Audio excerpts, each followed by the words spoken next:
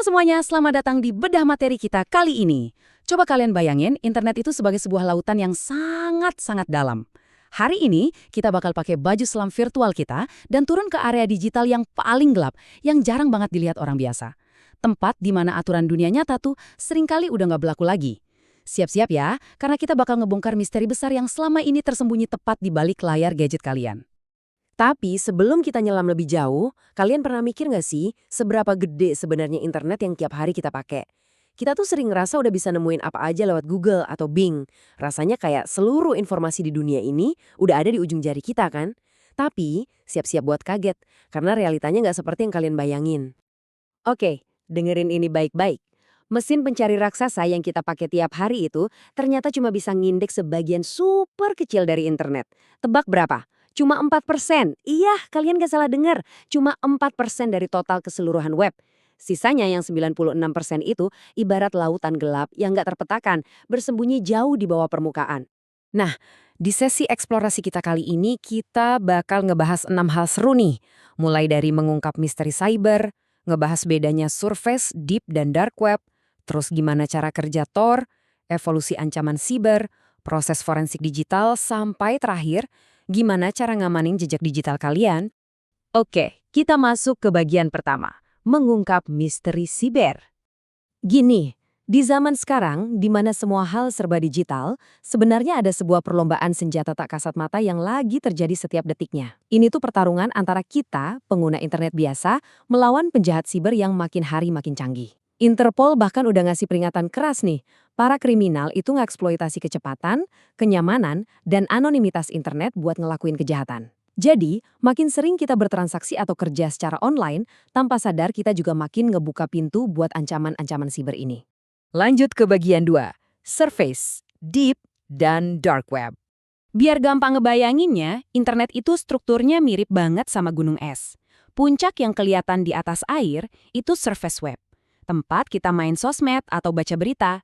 Tapi tepat di bawahnya ada bongkahan es raksasa yang namanya deep web. Jangan mikir negatif dulu ya. Deep web ini sebenarnya tempat di mana data privat kalian disimpan. Kayak inbox email, portal m-banking, atau database rumah sakit. Semuanya sengaja nggak diindeks sama Google, murni demi ngelindungin privasi kalian. Tapi kalau kita nekat nyelam terus sampai ke dasar palung laut yang paling gelap, barulah kita ketemu sama yang namanya darknet. Ini adalah area super tertutup di dalam deep web. Di sini, anonimitas total itu adalah raja. Mereka pakai enkripsi tingkat tinggi bukan cuma buat privasi biasa, tapi buat benar-benar nyembunyiin lokasi server dan ngehapus identitas penggunanya sampai bersih tanpa jejak. Masuk ke bagian 3, cara kerja The Onion Router atau yang biasa disingkat Tor. Tentu aja kalian nggak bisa loh sekedar buka Chrome terus ngetik alamat buat masuk ke darknet. Kalian butuh baju selam khusus buat nahan tekanannya, yaitu jaringan Tor. Kenapa namanya onion atau bawang? Karena emang harfiah banget. Waktu kalian pakai Tor, data kalian tuh dibungkus berlapis-lapis pakai enkripsi yang tebal, persis kayak kulit bawang. Terus, koneksi kalian bakal dipantulin secara acak ke berbagai komputer relawan di seluruh dunia. Tiap kali mantul, satu lapis enkripsi dikupas. Proses muter-muter ini yang bikin pelacakan balik ke IP asli kalian tuh ya nyaris mustahil. Kita lanjut ke bagian 4, evolusi ancaman kejahatan siber. Nah, punya perisai anonimitas yang sekuat itu jelas jadi pedang bermata dua dong. Di perairan gelap inilah privasi malah dieksploitasi buat ngebangun kerajaan bisnis ilegal.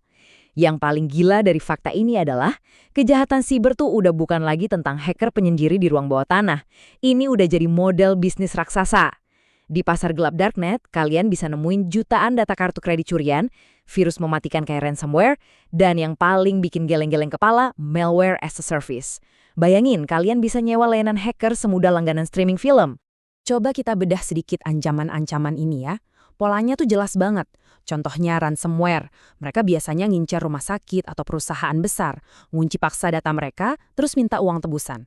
Terus ada botnet. Ini tuh kayak pasukan komputer zombie yang dikendaliin dari jauh buat nyerang server sampai lumpuh total. Atau phishing, yang sering targetin orang biasa buat colong password. Buat si pelaku, serangan-serangan ini tuh minim risiko banget, tapi bisa ngasilin duit sampai miliaran. Bagian 5, serangan balik melalui forensik digital. Tapi tenang aja, cerita ini nggak cuma tentang dominasi para kriminal kok. Penegak hukum juga ngelakuin serangan balik. Ngusut kejahatan di dark web itu ibarat nyari jarum di tumpukan jerami dalam kondisi gelap gulita. Makanya, tim forensik digital harus kerja pakai alur yang super ketat, mulai dari akuisisi atau ngamanin bukti tanpa ngerusak data aslinya, terus masuk ke identifikasi jejak digital, dievaluasi secara mendalam, sampai akhirnya dipresentasiin jadi bukti kuat yang sah di pengadilan. Bener-bener kayak nonton film detektif. Dan buat ngelakuin investigasi seberat itu, para penyidik dibekali alat canggih, salah satunya Forensic Toolkit atau FTK. Alat ini tuh luar biasa banget. Dia bisa ngebongkar tumpukan data raksasa dari server dark web dengan kecepatan yang gak masuk akal. Mulai dari ngejebol password yang rumit, sampai nyortir ribuan email terenkripsi cuma buat nemuin satu bukti kunci yang bisa ngebongkar seluruh jaringan kriminal tersebut. Singkat kata, kita lagi nyaksiin permainan catur tingkat tinggi di dunia maya. Kriminalnya berusaha terus nyilang pakai teknik cuci uang lewat kripto, pakai alat anti forensik atau chat rahasia. Tapi tim intelijen juga nggak kalah pintar. Mereka manfaatin OSINT atau intelijen sumber terbuka buat memetakan pergerakan ancaman ini, nyari titik lengah mereka, dan akhirnya ngebrangus pasar-pasar gelap itu satu persatu. Dan kita sampai di bagian terakhir, bagian 6, kesimpulan dan gimana menjaga jejak digital Anda. Oke, mari kita perlahan naik lagi ke permukaan web yang biasa kita pakai sehari-hari. Setelah ngeliat betapa gelap dan kompleksnya ancaman di bawah sana, ada satu hal yang harus banget kita sadari. Dark web itu nggak benar-benar terisolasi loh.